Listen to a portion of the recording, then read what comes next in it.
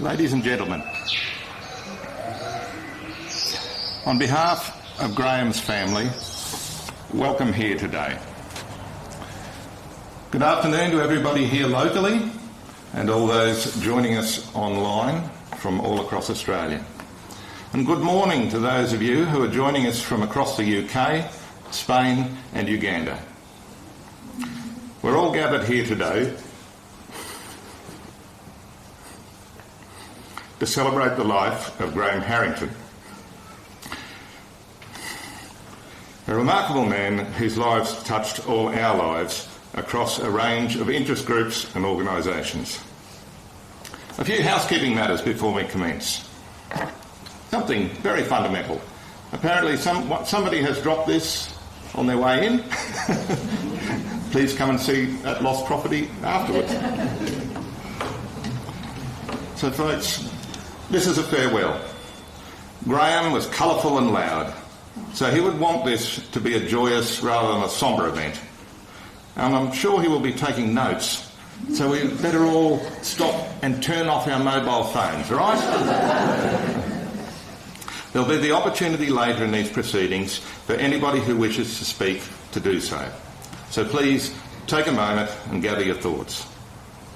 Graham's family would love you to join them after the service at the Atherton International Club for drinks, refreshments and further celebration of Graham's life. I'll now ask Graham's family to come forward to present their tributes.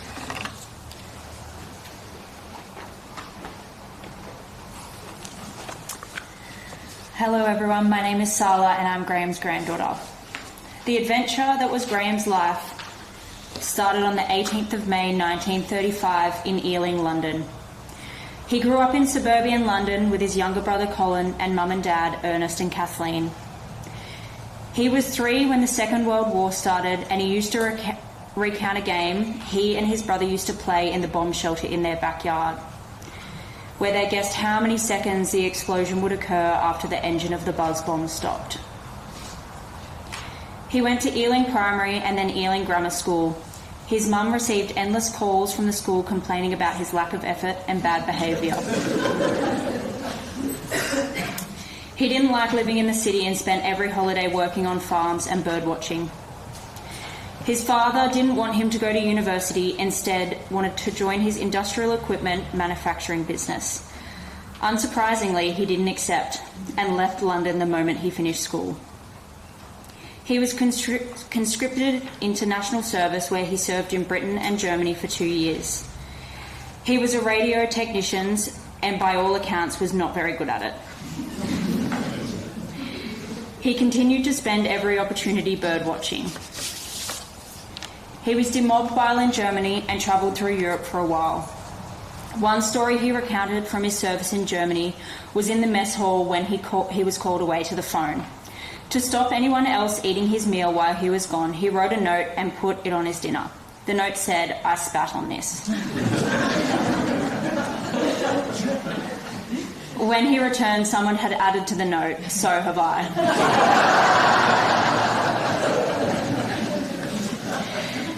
When he returned to Britain, he joined the British Civil Service. Can you imagine Graham as a civil servant? I don't think any of us could imagine using Graham and civil in the same sentence. He didn't last very long and resigned when he realised he was getting good at it. In 1958, he enrolled at the University of Wales, where he studied agricultural botany. To his horror, the university didn't use the word ecology back then. After completing his Bachelor of Science, he did a PhD. He used to recount wild tales about the time spent in northern Iran for his PhD, where he collected seeds for his research and probably shocked all the Iranians. He was heavily involved in drama at university, along with university politics, serving as president of the union in 1962 and 1963. Graham was a hippie before the word even existed, and Jill's mum Lee most certainly did not approve of Graham, especially his crazy beard and attire. To demonstrate this, I will read a memoir from Jill's brother Tony, who unfortunately couldn't be here with us today. Hello, I'm Tony Moore, little brother of Jill, and I offer thanks to you all for supporting the Harringtons at this farewell to the irreplaceable Graham. I so wish that the Blightley side of Jill's family could be all with you today, but this was not possible, I'm afraid, so here are a few words pertaining to Graham instead.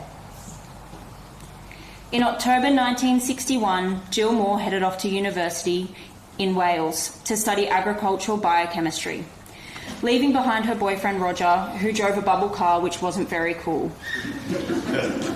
though nor was he or I at the time. Then on Christmas Day in 1961, an absolute revelation manifested itself when my gorgeous sister brought round to our house in Ealing a new friend from uni, whose family home was coincidentally also in Ealing. Yes, it was Graham Harrington, no less, and he walked into a house packed with our family and friends celebrating the holiday.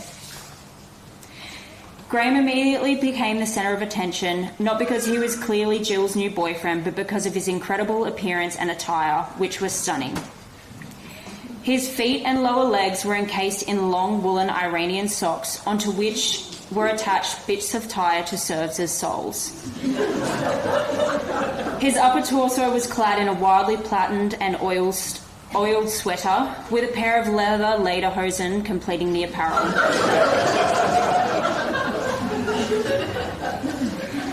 The overall image was finished off with a shock of black hair and a big beard.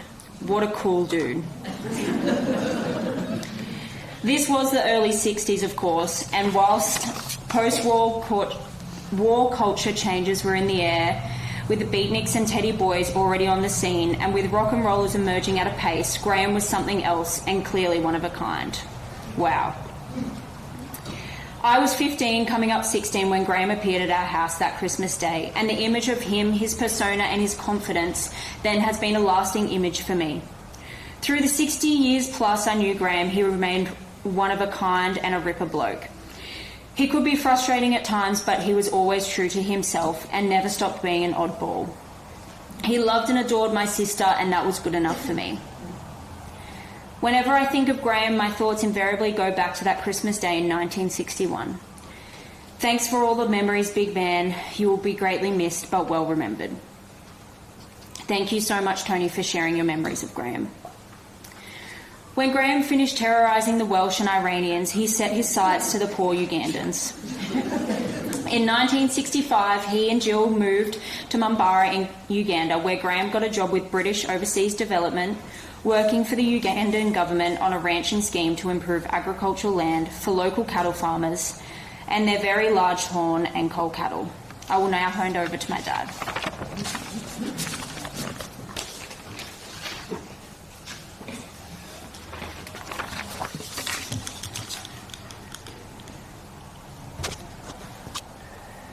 Hello all, my name's Ridian and I'm Graham's son.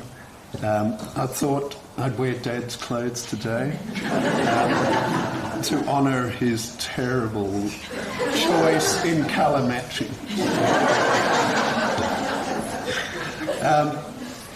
And I thought I'd take over here in the eulogy as this is when I entered Dad's life. So me and my brother Dominic were born in Uganda, and we were indulged by the Ugandan servants.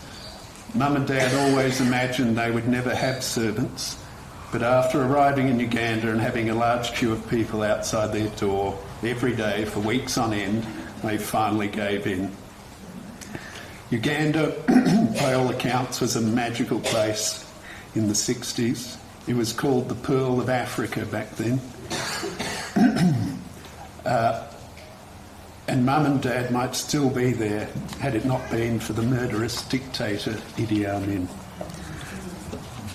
Graham was once invited to a party with Idi Amin, and most people ask when they hear this, why would you go to a party with Idi Amin? And his response would always be, who would refuse an invitation from Idi Amin? British aid being withdrawn from the country and things becoming very dangerous, we were forced to leave Uganda in 1972. We returned to Wales for 6 months, where Graham wrote up his research from Uganda while he looked for another job. Graham accepted a job with CSIRO in Deniliquin in 1973, where he worked for the Division of Wildlife and Rangelands Research. He established a research station at Cobar in New South Wales, where he researched the effect of goats, clearing and fire on the ecology of the poplar box woodlands. It was always Mum and Dad's intent to spend only 3 years in Australia and then go back to Africa. But they loved it so much here that they stayed forever. We spent 13 very happy years in Deniliquin, and Graham spent a lot of time travelling to his research stations at Cobar and Burke. He also worked in Afghanistan while at CSIRO, working on goats again. In fact, he loved goats so much, one year he dragged the entire family to the International Goat Conference in Salt Lake City. In Deniliquin, he was heavily involved in drama and, of course, birds. As a family, we were dragged around the country on numerous bird watching and bird banding expeditions. He certainly taught us to be adventurous and enjoy life to the fullest. I thought I'd take this opportunity to provide a few anecdotes about being Graham's son. It's although he's had a positive influence on me my entire life, those were probably the most informative years. Dad had 3 loves, in addition to the most obvious and important one: theatre, gardening, and of course birds. And he inflicted us all with it endlessly. No, we did really love it. Mum and Dad provided us with the most loving, nourishing and carefree upbringing a child could hope for. Growing up in the Australian bush with a father like Graham provided us with endless freedom and adventure. He was a brilliant natural historian, and I have endless fond memories of my childhood with Graham, such as me and Dominic catching lizards and frogs and running them back to Dad to identify them. I truly believe we had the best childhood a child could ever ask for.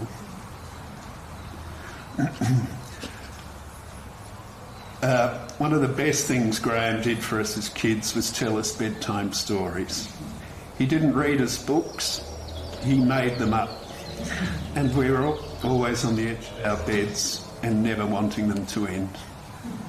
As most of you know, he was very creative.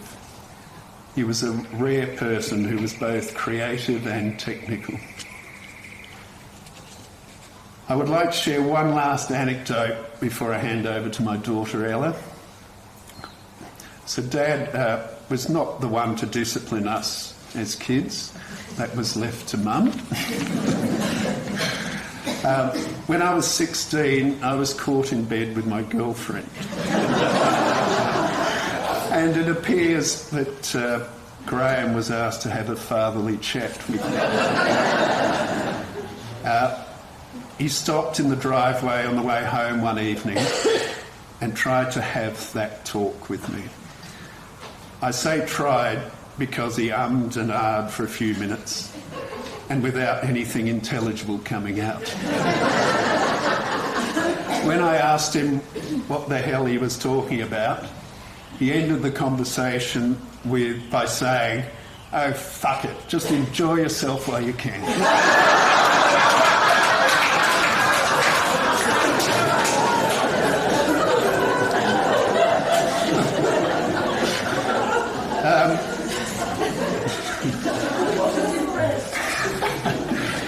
Dad lived his life on his own terms, right to the end.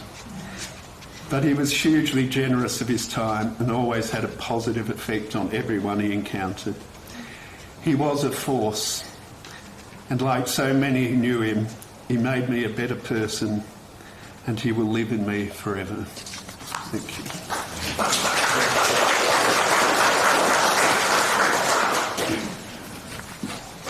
Hello, my name is Ella. I'm Graham's granddaughter.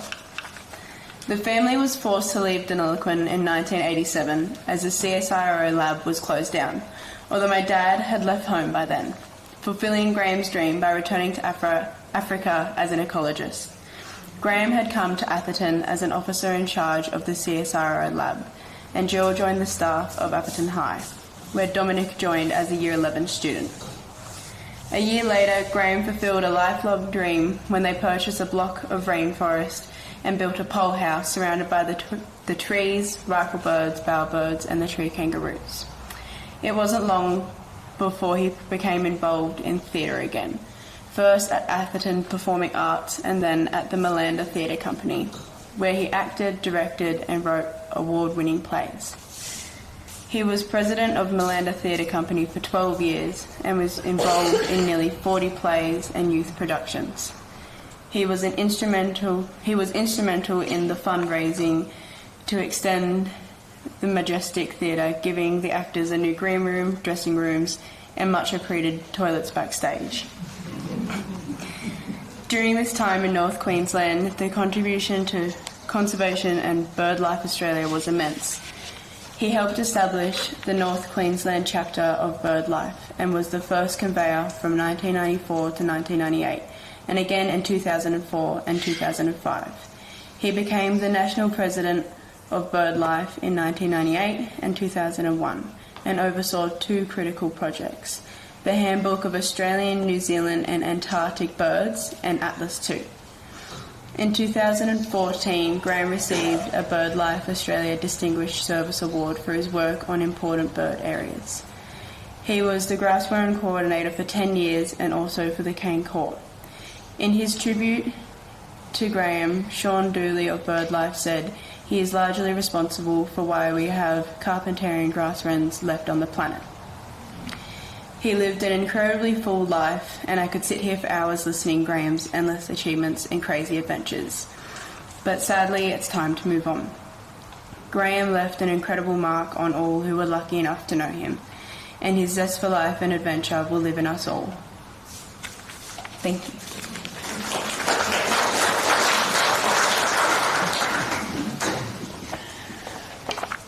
It falls to me to pass on some tributes from people that are not able to be here today, members of our family. As you know, most of our family is, apart from these wonderful people here, are in Britain, and they were obviously sorry that they couldn't be here, but I've had several messages from them. So the first one is from his cousin Carol. He had two cousins, and these people have obviously known him longer than any of us have. His cousin Carol longer than everybody. So her message is, Graham always had a mischievous sense of humour. Well, we know that.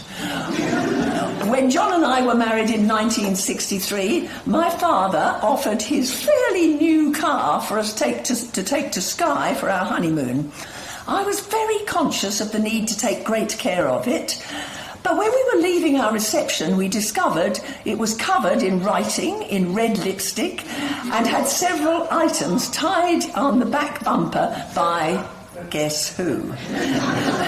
We had to stop as soon as we were out of sight of the house and spent what seemed like ages rubbing off all the lipstick in case it stained the paintwork. Although he only lived in the UK for a small proportion of his 89 years, he had a good memory of our flora and fauna, and whenever he came to visit us, I learnt a lot from him. He always enjoyed walking in the forest behind our house and was able to tell me that we have golden oriole birds here because he had heard them singing in France, no less, and recognised the song. Carol says, I still haven't seen them. Love Carol. His other cousin, Lee, has also sent us a message. She was the youngest of the group. As a young boy, Graham had enjoyed spending time with my newly married parents in their cottage by the sea in Littlehampton. Graham was 15 by the time I was born, and my earliest memory of him is only of his photograph taken during his national service, which my mother kept pinned on the wallpaper in our sitting room. We had to move out just before my 16th birthday, as the rented cottage was due to be demolished. But I went back with Mum a few weeks later to wander round the empty rooms. There, still pinned to the wallpaper, was the precious photograph of Graham. I remember how pleased we both were to find the photo that had been left behind. I still have it, with the pinholes in the corners. We moved to a house in Horsham, newly built on farmland. Our garden was just bare earth, with part of a stony track, the stump of a gatepost and the roots of a tree. Graham came to stay, to help with the garden. And I remember him attacking the tree root with such vigour that he broke Mum's spade. She was not best pleased. We spent many happy Christmases in Ealing with my auntie and uncle. I was a little in awe of my older cousins, Graham and his brother Colin, who usually brought university friends to stay with for Christmas too. We played charades, of course. You have to be able to act, don't you? And always a very noisy game of pit, which many of you won't know, but it really is noisy and quite violent. Graham seemed such a glamorous figure. He and Colin brought back treasures for me from their university expeditions to exotic countries. The world will be a much less colourful place without Graham in it. Lovely. The next one is from some very dear friends of ours who are more family than friends, because our children grew up together, and we met them in Uganda. They were there when Graham arrived, and certainly when I arrived, which was a little bit later. Rosie and Roger Redston, and this message is from Rosie. In fact, Roger was a doctor, and I seem to remember that he actually diagnosed me as pregnant with him. My memories of Graham span several decades. We met just before Jill arrived from London to Mbarara in Uganda to marry Graham. The bundle of life in a miniskirt, that was the trend at the time, took on another, wearing socks for the first time to create a super couple. Roger and I joined several safaris with Jill and Graham before we returned to the UK, and then on to Western Australia. Suddenly, we heard through mutual friends that Jill and Graham had moved to Australia. We lived in Victoria, so one weekend we drove to see them in Deniliquin. What a joy to re-establish our friendship and our children. And as I said, the two families then grew up together.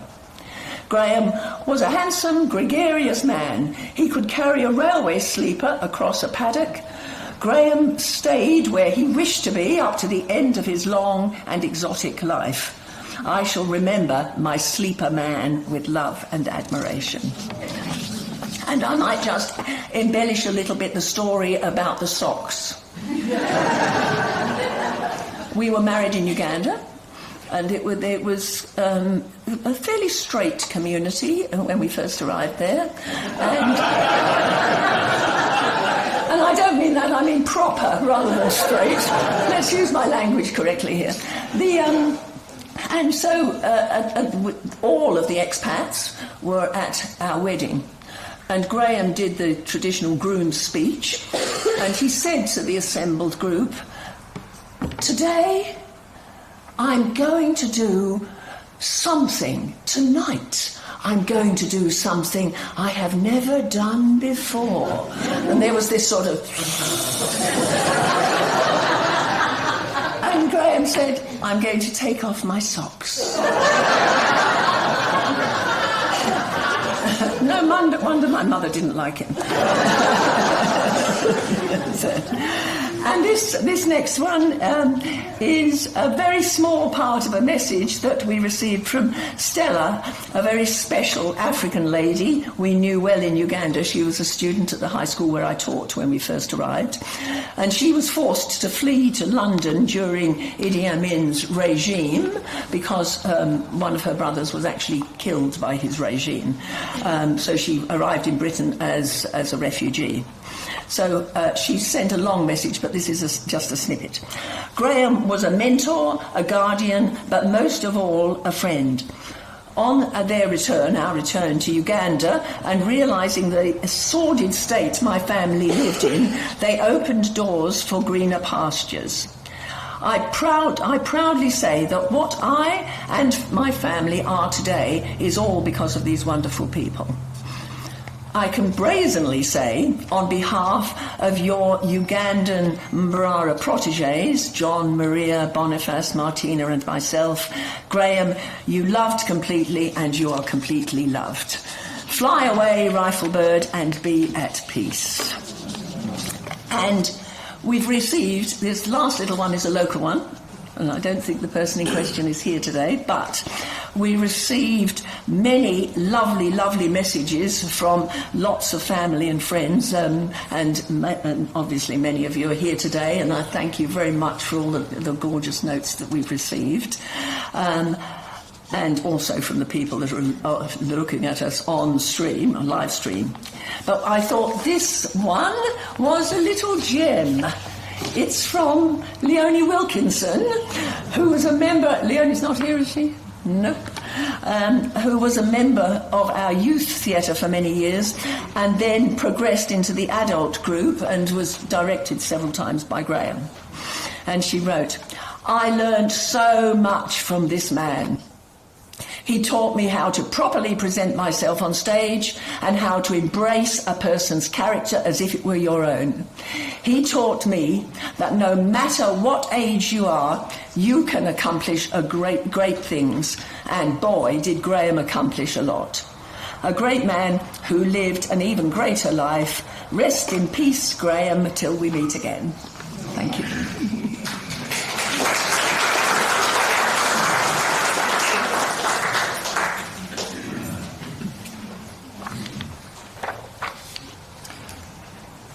Well, Graham, I think your theatrical genes have been passed on magnificently.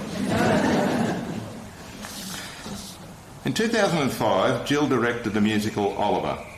This show introduced a whole new generation of local children, we just had an example of that, to the theatre, many of whom carried on performing throughout their primary and high school years, some even returning as adults. Graham's character Fagin was in charge of all those kids. So it's fitting that we now have Felicity Stetzel, accompanied by Bob Gaydon, to perform I'd Do Anything from Oliver. And I have to say, I pity the poor bugger who has to fill Graham's enormous shoes in the planned 2025 production.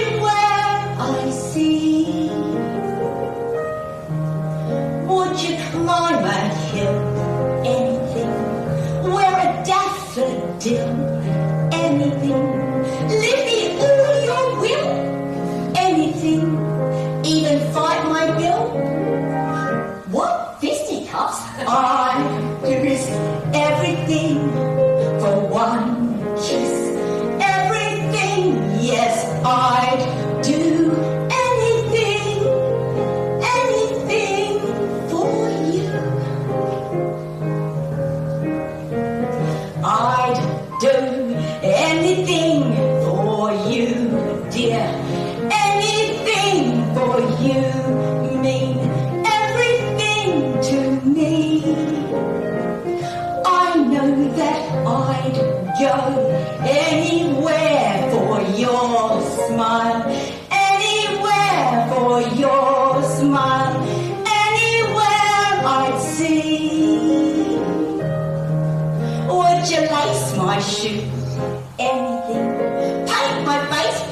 glue, anything. Catch a kangaroo, anything. Go to Timbuktu and back again. I'd risk everything for one kiss. Everything, yes, I'd do anything for you.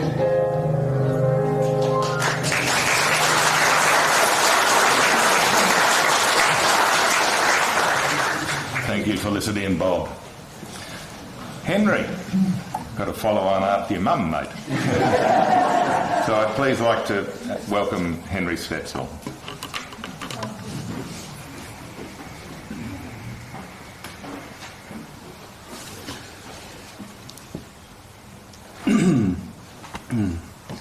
Thank you, Jill, for inviting me to say a few words in memory of my dear friend and mentor. Graham was one of the most significant elders in my life. Like the grandfather figure I never had, he was old and wise. His excitable curiosity and vivid storytelling inspired me to explore life's rich tapestry of culture and the arts, but most deeply, natural history.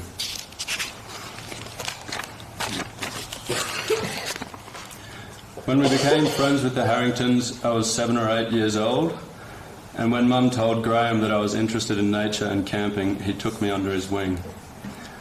Mum bought my brothers and I a field guide to Australian birds, and the following Christmas, Graham complemented it with 3 pairs of binoculars.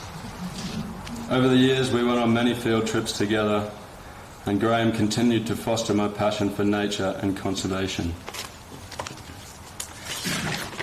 gifting me field equipment and books and introducing me to many of my dear friends that are here today. In my final year of undergrad ecology, I joined Graham and BirdLife Co. on a grassland trip, a carpentarian grassland survey trip. We travelled from Limmen National Park in the Northern Territory to Mount Isa, hiking some of the most spectacular country in search of grasslands. 2 or 3 weeks into the trip, Graham asked if I would consider a PhD after undergrad. I replied something like, "I think I should go get more life experience first."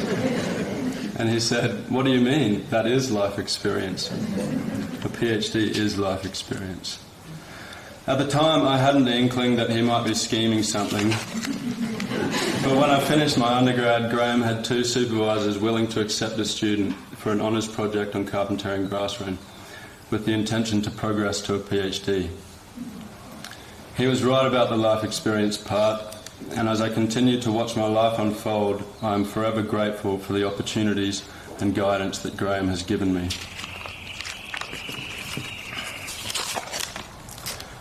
My relationship with Graham has taught me how important our elders and mentors are, and has set a standard that I aspire to keep. Rest in peace, mate. You will always be with me out there in the bush. I hope you come back as a grass wren.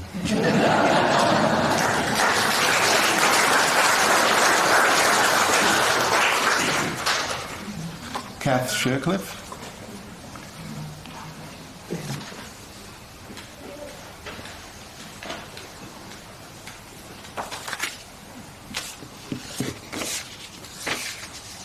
Thank you.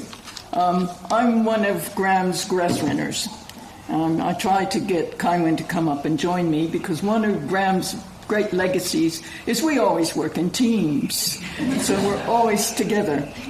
But I'm going to just briefly talk a little bit about Graham's passion for birds and the impacts he's had, not only on those of us who carry on that passion, but also the important contributions he's made to the conservation of our important birds of northern Queensland. So I'm first going to read a statement who was written by Lee Ezzy. Lee's with the Queensland National Parks and Wildlife Service. So I'll just start with that. Lee says, "I first encountered Graham through the ministerials that BirdLife would send our way, raising their concerns over the fire management regime and declining population of carpies," that's carpentarian grass wrens, at Budjamala Lawn Hill National Park in the early and mid-2000s. Graham was a diplomatic, is that true? but persistent critic of ours, and is partly due to his influence, both professional and personal, that over a 10-year period, we turned things around at Budj, in a region where fire and conservation land management are fraught subjects. Graham was a regular source of encouragement, support, and persuasive advocacy. His legacy in northwest Queensland will be multi-generational. The way that land managers of all different stripes now approach fire management in Spinifex country has changed for the better, in no small part thanks to him. Improving fire management at Budj and my abiding friendships with the Carpi crew will be one of the defining highlights of my career. And yet Graham has taught me much more than just grassland and fire ecology. Graham had just received his Parkinson's diagnosis when we first met, but in a way I feel like I have seen him at his best. His ability to never let a moment or an opportunity pass him by, despite his limitations, have left an indelible impression on me. In more ways than one, actually. My back has never quite really been the same after dragging him uphill through his bloody rainforest. I have learnt much from him, that there can be dignity in handing yourself over to the care of others, and that there is a privilege in providing that care in return. To meet calamity with no nonsense pragmatism and a twinkle in the eye. And that life, if you're lucky enough to live long enough, is a series of rich experiences and lessons on humanity. He and Jill have set quite the standard for living a life of rich vitality. And while it is a very high one, I will always strive for it. So farewell, my grassland grandfather. Long may your record stand of being the only person to ever get a wheelie walker up onto the ancient sandstone escarpments of the Northern Territory border. I will miss you. So that is a tribute from Lee. And I'd just like to continue a little bit in that same vein about Graham's importance and the legacy that he's leaving us. And they say that the measure of a person's legacy is best measured by the changes that are made in the people around him. And I know Graham has certainly changed a lot of us. For instance, he's been what I would call a real champion of citizen science before there was even known a term for citizen science, before that term was even dreamt of. But he was a strong champion for ensuring, he had the vision that it was important to have long-term monitoring of the North Queensland birds that were so special to all of us. So he developed, and being a good scientist, he developed very robust methods and repeatable, and he ensured that all of us as volunteers were able to have the confidence to do these methods in the field. But one thing that is absolutely critical that I think is so important that he's achieved is that he gave immediate feedback so that we knew all our long hours in the field, we knew what it was actually achieving. He would tell us the impact that he turned that information that we had collected into important information about the birds. And that is an absolutely crucial part of citizen science, which to this day is pretty well missing in many projects. But Graham was an absolute champion for this. And we thank him all for that. For those of us who are now involved in citizen science projects, this is one of the most outstanding achievements that Graham has made, and it's a level of achievement that we now aim to achieve ourselves. But But there's also and another critical thing he had about citizen science, it had to be fun. And it was absolutely mandatory. And he ensured that happened by often, you'll see in some of the slides that will come up later, we're all sitting around in the evening and there's an open bottle of one of Graham's Special's favorites, and that's Grant Burr's sparkling champagne. And it must admit, partaked of that quite a few times, and it really helped with having the fun. But there's also one other very important legacy that has, and that's the profound influence has made a profound influence on myself, and I know others. And that is the one provided by Jill for unwavering and enduring support she gave Graham in all his endeavors and exploits.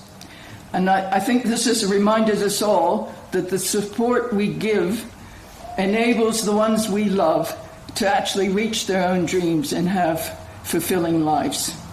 So I wish to say thank you, Jill, for this reminder of just how important our support for each other is and how you have made such a real difference to all of us. Thank you. Thank you, Jill.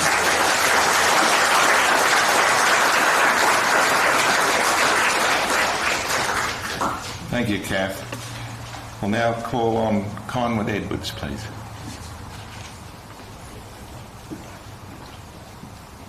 Thank you, Jill, for inviting me to say something. Thank you, Ridian. Graham started the grass wren project in Western Queensland way back when, and I only ever had to miss one trip. In the earlier years, I would bravely share the driving, though someone once warned me to never, ever get into a vehicle with Graham Harrington. Then, in later years, when Graham was mercifully taken off the road, I would be the driver. With Paul Thompson's help, we managed to get him out to his beloved grass wren country and bring him home safely, though it wasn't always easy. Graham could be stubborn, ignore all advice for his safety, and do just what he wanted, either with or without help. Paul fondly referred to him as the nuisance. But we made a great team under Graham's direction, found lots of grass wrens thanks to Paul's amazing ears, and had so much fun we wouldn't have missed those times together for the world. Graham's great joy was camping out under the stars, and when he was no longer able to participate in the surveys, he was always eager to hear what everyone had found, discuss ideas and strategies, and just enjoy the camaraderie at camp. When Graham and I said our final goodbyes, I told him that if he came back as a grass wren, I would recognise him immediately by his gorgeous plumage. So I'll be looking out for him on our future trips. Graham and Jill are two of the most inspirational people I have ever met, and I feel very privileged to have spent so much time with them both. We will miss Graham dearly.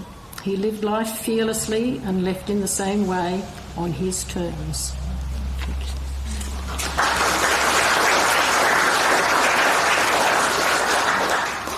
Thank you, Colin. Is there anybody else who would like to speak?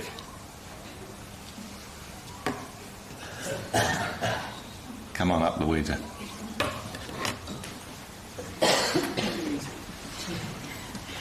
My name's Louisa and I'm a member of the Malanda Theatre Company. Back in 2008 we put in an application for a tree planting grant, and close to handing the application in, and we were at must have been a bump in at the theatre in preparation for the next show. And I said to Graham what we were doing, what our plans were, and please would he write me a supporting note. I forget what their name is. And so he said, yes, of course. And from somewhere in that old kitchen, which I can't imagine where, I remember at the time thinking, where did he find that piece of paper? But he found a piece of clean paper, and he pulled out a pen and he wrote this page and said, here you are. And we handed it in, and that round of things, we were the only people who ever who were successful in our application for a grant. And I'm sure that Graham's influence had an awful lot to do with that.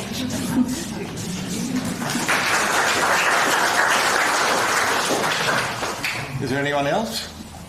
Yes.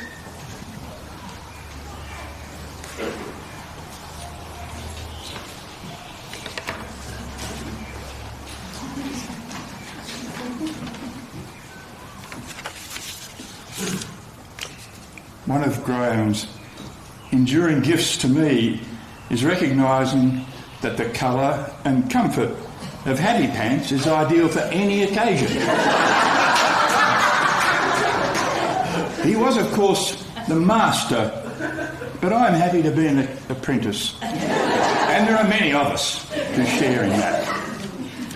I first met Graham Harrington about 30 years ago when he was a research scientist at CSO Head. And I was an academic at James Cook University in Townsville. Knowledge about our tropical environments, especially rainforests and savanna, was produced and shared at CSIRO Atherton. And I visited often to try and gain a better understanding about these environments. Graham was a most welcoming and friendly person to such visitors. Later, we co-supervised a research student at JCU Townsville who studied the different approaches to the fire management by graziers on the western boundary of the World Heritage Area. Graham was a very supportive supervisor, as many students before and since discovered. Graham played a significant part in commencing a branch of the RAU in North Queensland as Birds Australia Northern Queensland, later to become BirdLife Australia through the merger with Boca. Our bird conservation organisations and programs owe much to Graham's initiatives and his exceptional mentoring of others to take on significant roles. Elsewhere, his contributions at the national level have been recognised and applauded. Almost every activity of our BirdLife branch in North Queensland carries a big chunk of Graham's ideas and contributions. In all of this, Graham was a warm-hearted person with many supportive comments and suggestions both individually and within the BirdLife committee. He was a man full of love for life and for nature, and he was easy to love. He will be greatly missed by so many of us. His peaceful passing brings an end to a magnificent life, well lived and with so many contributions to science, to arts, especially theatre, to education, to birds, and to the wider natural history community. I have enjoyed spending time with Graham on BirdLife committee matters, on bird surveys, at so many functions, and being entertained by him on the stage. My sympathy to Jill and family for your loss, but how wonderful that Graham passed within the embrace of his much-loved family. Val and I both enjoyed time with Graham and Jill, and our last time together, he was participating in one of our favourite activities last month, a splendid presentation on mammals by mutual friend Martin Willis in the Malanda pub. Scene of so many festive and nature events that Graham loved.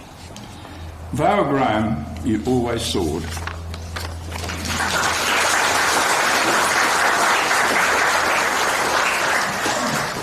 Anyone else, folks? Oh, yes.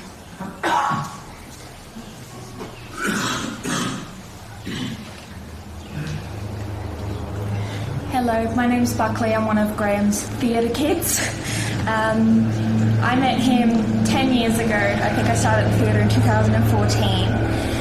And I joined the theatre at what I think is such a crucial part of my life, and I fell in love with theatre. And so many of my greatest life achievements have been under the direction of Jill and Graham. I will miss him very, very dearly. The theatre became such a family with Jill and Graham on top and what felt like all of their kids and grandkids around them. So, final final curtain call, but as he always said, the show will go on.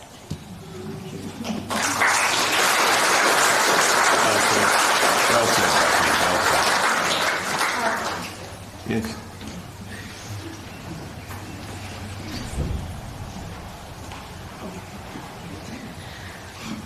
Hi, I'm Caitlin. I'm going to add on to Buckley's with the theatre kids. I joined 10 years ago as well. One thing, Graham, I would love to point out, and everyone in theatre would understand this, is the art of improvisation. The amount of times that you would stand in the wings and he would come up to you and change the entire scene 3 seconds before you're going on stage in front of the live audience. And, you know, like, Graham, you gave me so many gifts and a chance to be so many people that I would never had the guts or the balls to do so. And you gave me that first opportunity in 2015 with Gallipoli, and then continued on with Sorting Out Rachel and How the Other Half Loves that we did last year. And honestly, it's just been, I just wanted to say it's been such an honour, and thank you. Thank you for the last 10 years, and I promise to carry that on.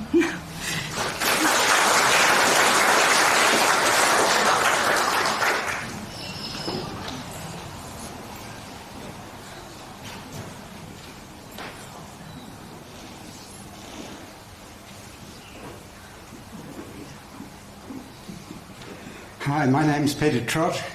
Laurie and I moved to Seamark Road about the same time as Jill and Graham. So we saw quite a lot of them over the years, but that was not all, because we became involved in Malanda Theatre. Graham and Jill were at Atherton, and we managed after a while to persuade them to come over to Malanda. So that was a big win. But then I got a job at CSIRO. That was another win, because it meant we had this long association of inspiration in rainforest ecology, plus theatre, and all the wonderful people that gathered around Jill and Graham. But then, that was not all either. We went on a holiday with Jill and Graham and some other people, and Graham, being, as you know, such an intrepid traveller, he was in Indonesia doing some work before we went there. Jill and I flew into Bali, and we did a bit of travelling there, and then to Sulawesi, and we were in Manado, and Graham thought it would be a good idea if we went to Bunaken Island, which is a little island off the coast, and we thought that's a good idea, but then the wind blew up, and the ferries that used to go to Bunaken Island were cancelled. But Graham had been learning to speak a bit of Bahasa, and he managed to arrange for us to go to Bunaken Island in a strange craft that had 2 outboard motors at the back, but had been made out of a log.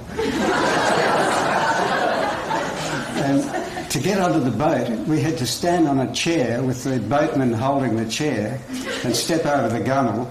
We got into this boat, which was only about so wide. It had no flotation, so it was not quite up to survey.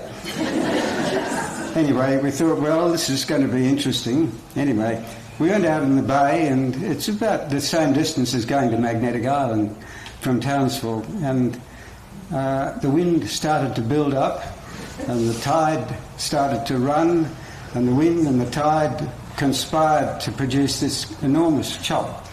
And so the boat was in risk of foundering, but then the motor stopped. So there we were. They started up the spare motor, and then guess what happened?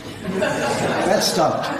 So the offsider, the first mate, was there hanging over the back with a lid off the outboard motor, and the boatman was trying to keep us from capsizing. Finally, he got the main motor going.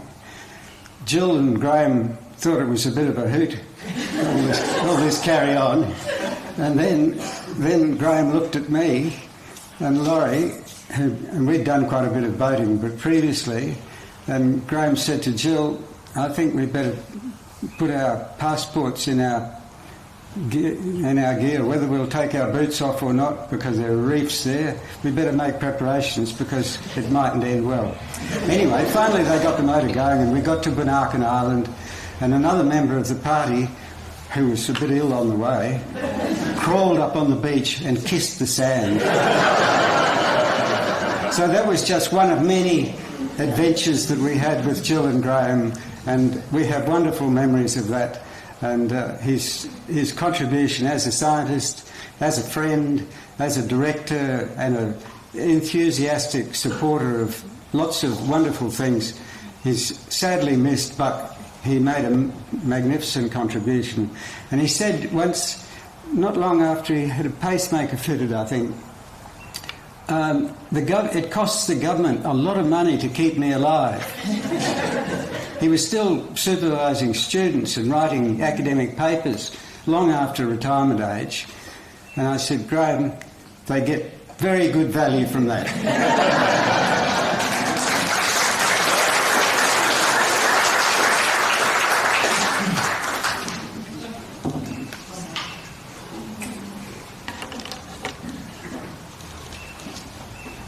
Hello. I grew up with Graham through the Malanda Theatre Company, and I would like to speak a moment on his pragmatism and the way he gave. You can all listen to people today and you can feel all the different ways he gave through his enthusiasm, through his creativity. But I noticed that he gave, to me, the most important way through his vision, his determination, and his will to act, and his will to decide what he thought was right, and to pursue that regardless of other people agreeing or disagreeing with him, because I'd seen that man sit in the corner while everyone agreed to one thing, and then you would hear, no. And then he would articulate what he thought, and it was always to the betterment of whatever group or organization he was thinking about. And I saw him as a giver. I saw him as a man who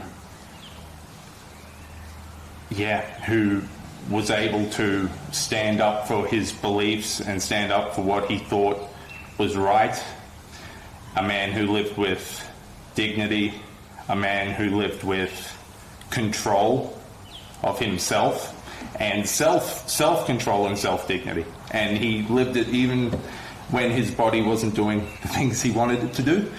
He pursued that still, and I'm better for knowing him, and from listening to everyone else, I think everyone's better for knowing him. Thank you.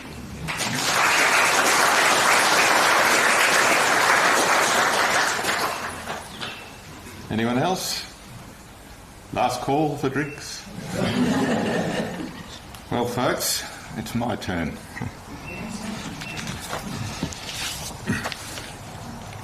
I first met Graham in 1994. He was a few years older than I am now. We performed together at Malanda in a play called Caravan. You remember that well. Where's Peter? Yes. And it was Graham's first show in Malanda, and it was my very first foray on stage. One night we managed to get caught in a loop where we just kept circling back on the same paragraph in the script. And I didn't know what to do about this. And he eventually rescued us by throwing me a lifeline to break the cycle, and he saved the day.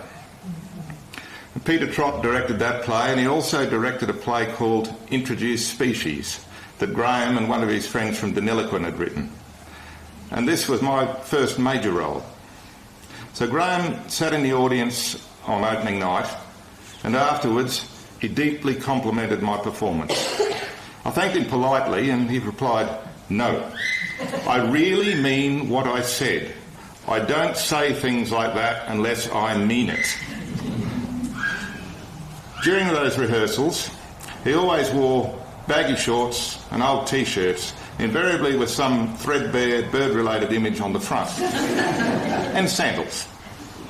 That night, however, was entirely different. He strode up to me, and he was tall, and he was straight, and he was that. This long shock of white hair and his enormous white beard. But that wasn't the only thing. He was dressed in clothes that he'd no doubt bought at the market in some exotic country or out in Africa or the Middle East. He had that tanned complexion, this long white flowing shirt, loose white trousers and sandals. I think we'd all agree that his wardrobe choices never failed to impress, but I have to say his actual presence that evening was sufficiently striking that I can remember it vividly, and it's 28 years later. We performed together many times, and I've lost track of the number of plays Graham directed me in. I loved working with him. Rehearsal schedules and performance dates were always plotted around Birds Australia meetings or Graham disappearing for a few weeks to go on bird surveys or some exotic overseas holiday. I think being a director speaks so much about the character of the man. People often think that putting on a play is rather like building a model aeroplane kit. You've sort of got a set of instructions and you follow them and this thing just sort of happens. But a script is nothing more than well-crafted words on a page with a few basic instructions. The director needs to turn this into a living, breathing, three-dimensional experience that an audience can lose themselves in. They need to take risks. They need to have vision. They need to have belief and confidence in themselves and their cast and crew. They need to drive an outcome while at the same time allowing the actors the space to develop their characters and work together. And that was Graham. And as we've heard from some of the younger theatre members here today, those fundamental lessons in acting and characterisation that he helped us all develop that now just feel like second nature. I appreciated Graham allowing me to toss ideas and suggestions from the stage, which he duly considered.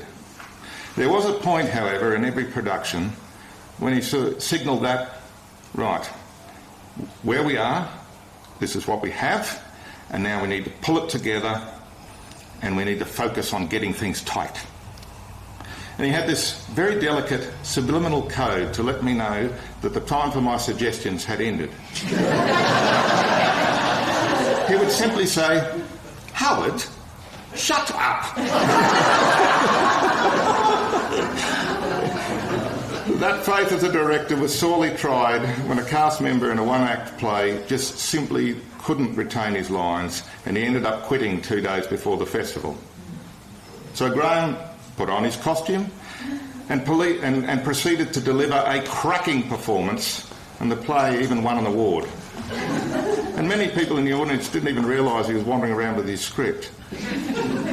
Anyone who's worked with me will agree that my getting scripts down is a torturous process.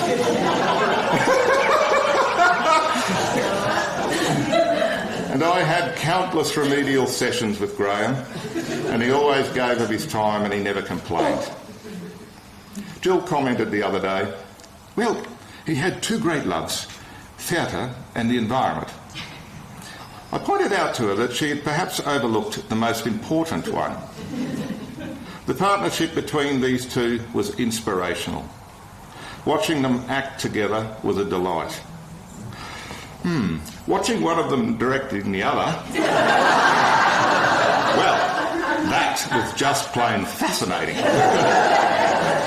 When Jill was directing, Graham would routinely interrupt, argue or talk back. Rather like a naughty schoolboy. Fortunately, Jill had finely honed skills for managing those. Certainly challenging for her, but very entertaining for the rest of us. Jill once told me that after watching her rehearsing a musical with the usual cast of thousands, he said something to the effect of, well, darling, I really don't know how you do it. This is your usual organised chaos. Graham has said that Venus in Fur was his favourite play, and I'm sure I can speak for Kirsten in saying what a great experience it was having him direct us. He was a wise and empathic counsel when I was stumbling through a very rocky patch in life, and at all times a mentor, a confidant,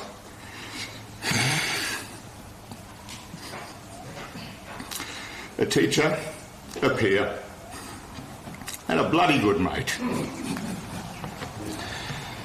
Even when his health had started to hamper his movement enough to get him down, his intelligence and his engagement with the world and the vigour of his personality meant that he still had more life in him than many people half his age.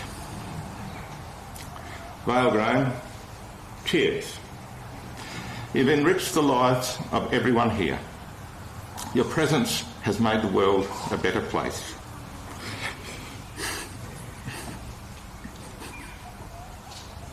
And that's a mighty fine legacy, old mate.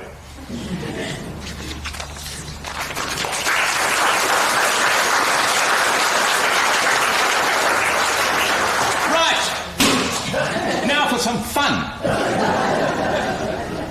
So let's pause, folks, and enjoy a selection of photos from Graham's life, accompanied by two songs that he loved. Firstly, from the musical Gallipoli that he wrote and co-directed, then from the musical Anything Goes, which was his last on-stage performance in a musical. So please feel free to sing along.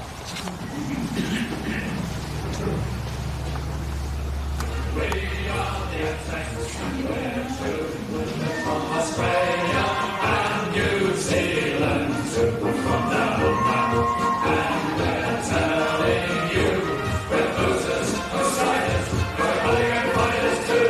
When the rust has square, but we'll be right there. In the fighting we won't turn our head. We'll start racking everywhere you'll find it. We've got shivers and rovers.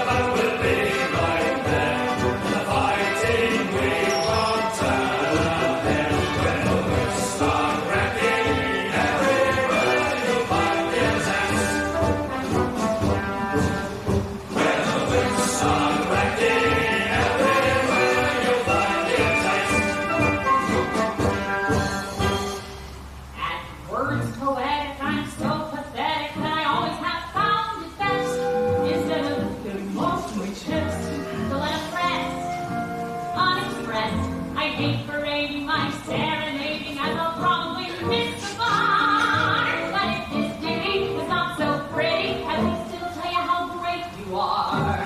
The gonna talk, gonna toss me on, gonna talk, gonna smooth me on. You're a melody from a symphony, maestro mouse. You're a pendulum, a Shakespeare rhyme. You're Mickey Mouse. You're the Nile. You're the Tower of Pisa. You're the smile on the Mona Lisa. I'm a worthless jack, a total wreck, a flop, but it's baby on the top. Your words poetic are not pathetic. On the other hand, babe, you shine, and I can feel after every line a thrill divine down my spine. Now, gifted humans like tension humans might think that your song is bad, but I got a notion, I'll set into motion. This is what I'm going to add. You're the top. You're Napoleon Brandy. You're the purple light of a stubborn night in Spain. You're the National Gallery. You're the world celebrate. You're sublime. You're a turkey dinner. You're the time of the derby winner. I'm a toy balloon that's faded soon to pop. But baby, I'm the bottom. You're the top. You're the top. You're an arrow collar. You're the top. You're a Coolidge dollar. You're the nimble thread, the piece of bread, a snare. You're an oil drum. You're a whistler smile. You're a You're a rose. You're Inferno Fancy. You're a nose. Convict down that thing. I'm just in the way, as the French will say, to drop. But it's baby on your top. You're the top. You're a dancing mummy. You're the top. You're a hot tamale. You're an angel, you simply too divine. You're a Botticelli. You're a Keats. You're Ovaltine. You're a moon. You're the damn folder. You're the moon over a west shoulder. I'm the nominee in the GOP. You're top. But if baby I'm the bottom. But if baby I'm the bottom. You're the top.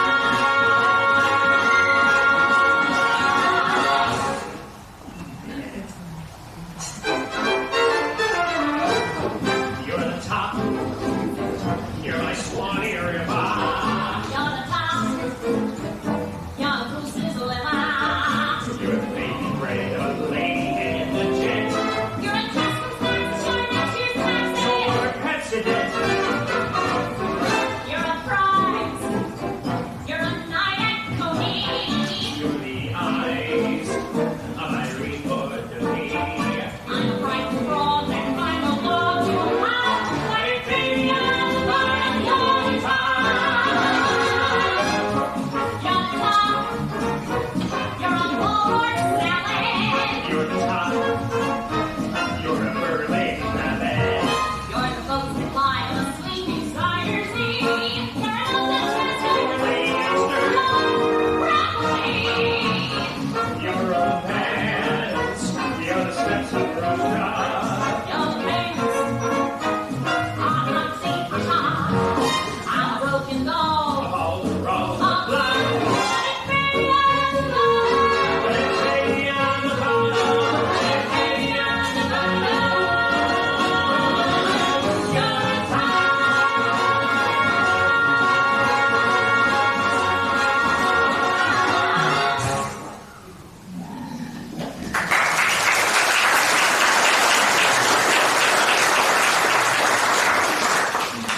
Well, that certainly was fun. Ladies and gentlemen, the time has come for us each to pay our respects. So commencing with Graham's family, I invite everyone to come forward and spread some gum and rainforest leaves from the Australian bush that Graham loved so much. During this time, we will again be accompanied by songs that Graham loved. Firstly, Prepare Ye the Way of the Lord from Godspell. He first sung this in Deniliquin in New South Wales, and he was very keen to perform it again in Malander. But alas, his director told him, no. She was seeking younger people. And for those who are joining us from overseas, even if you've not seen the play in Australia, I guarantee you know exactly who the director was. And then we enjoyed the glorious voice of Judith Durham and the Seekers, and finally a Welsh song that evokes Graham and Jill's time at university there. And you're welcome to sing along with them all, although I do suspect the third song may prove a little challenging. So, Kate, if you could please come forward.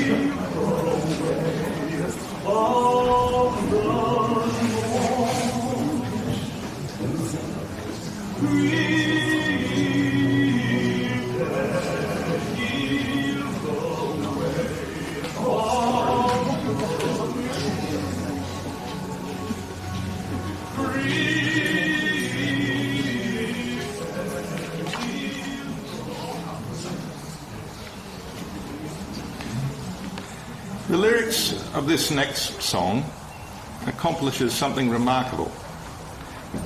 On the one hand, they're rather silly, and on the other, they're deeply poignant at the same time. So it's no wonder that Graham loved it. He performed the song at the APA and incorporated it into Gallipoli the Musical in Malanda. I'd now like to invite Kirsten Adams, accompanied by Bob Gaydon, to perform Goodbye.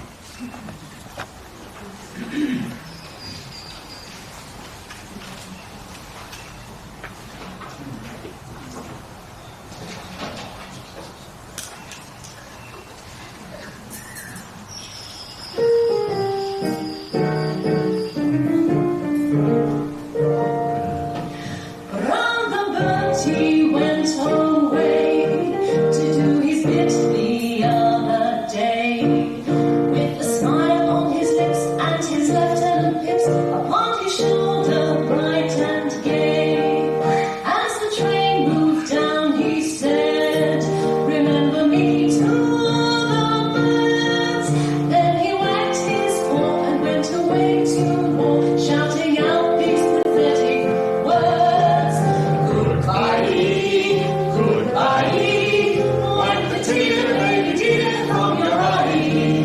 Though it's hard to part, I know I'll be tickled to death to go.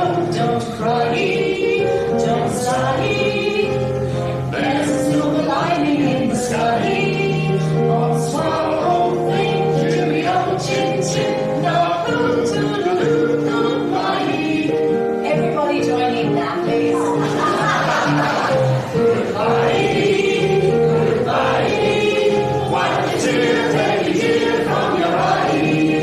Though it's hard to part, I know I'll be tickled to death to go.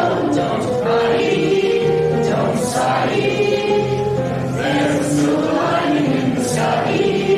Bonsoir, old thing, cheerio, chin chin, now boo.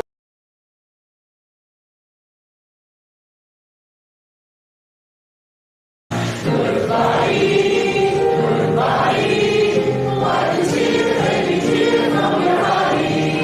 Though it's hard to part, I know I'll be tickled to death to go. Don't cry, don't sigh, there's a silver lining in the sky. Bonsoir, old thing, cheerio, chin chin, now boo, toodaloo, goodbye.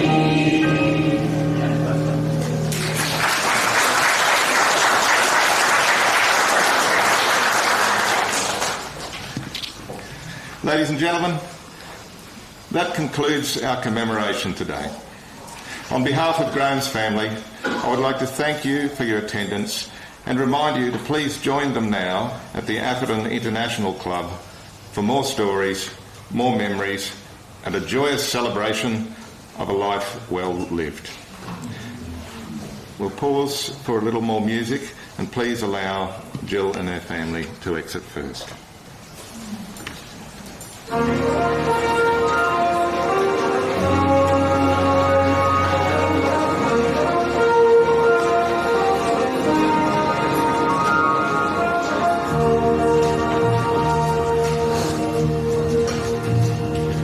There's a ship rising in our harbor. Tomorrow for England she sails, far away from your land of endless sunshine, to my land full of rainy skies. I shall be aboard that ship tomorrow, for my heart is full of tears against farewell. For you are beautiful, and I have loved you dear, more dearly than the spoken word can tell. For you are beautiful, and I have loved you dear, more dearly than the spoken word can tell.